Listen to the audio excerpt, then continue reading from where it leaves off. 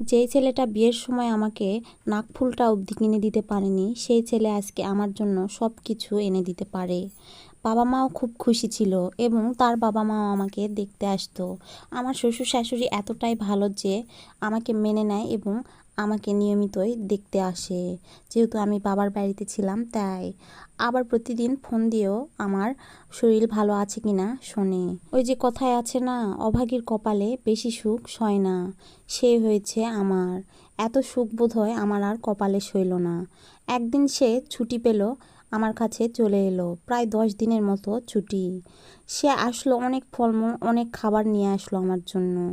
আমি তো তাকে দেখে মহা খুশি। আমি তার মোবাইল ঘাঁটতে ঘাঁটতে একসময় তার সাথে খুবই অন্তরঙ্গ অবস্থায় একটা মেয়ের ছবি দেখলাম। আমি সেদিন রাতে আর কিছুই বলিনি। খুব কষ্ট লাগছিল মনের ভেতর।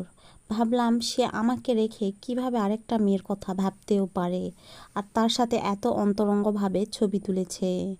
তারপরের দিন সে নিজ বাড়িতে চলে গেল, বলল আমি চলে যাচ্ছি বাবার ওখানে, আবার আসবো 2 দিন পর। সে বাবার কথা বলে বাবার বাড়িতেও যায়নি, চলে গিয়েছে সেই মেয়েটার কাছে। আমি তো কিছুই জানতে পারিনি। এভাবে সে প্রায়ই আসতো আর মেয়েটার সাথে দেখা করতো, পার্কে ঘুরতো, এখানে ওখানে নিয়ে ঘুরতো।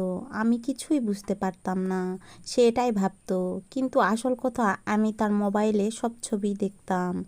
নিজে খুবই কষ্ট পেতাম আর খুবই কাঁদতাম। বাবা মাকেও কিছু বলতে পারতাম না, কারণ পছন্দটা আমার আর ইচ্ছা মতোই আমি বিয়ে করেছি। এরই মধ্যে আয়ানবাবু আমার কোলে চলে আসলো। আয়ানবাবু ধীরে ধীরে বড় হতে থাকলো। তার বাবা নিয়মিত আসা যাওয়া করে এবং আমাকে যথেষ্ট সুখেই রেখেছে। কিন্তু সে পরনারীতে আসক্ত। তার মোবাইলে এক এক মেয়ের সাথে এক এক রকমভাবে ছবি তোলা। বিভিন্ন ধরনের মেয়েদেরকে দেখা যায় অন্তরঙ্গ অবস্থায় তার সাথে।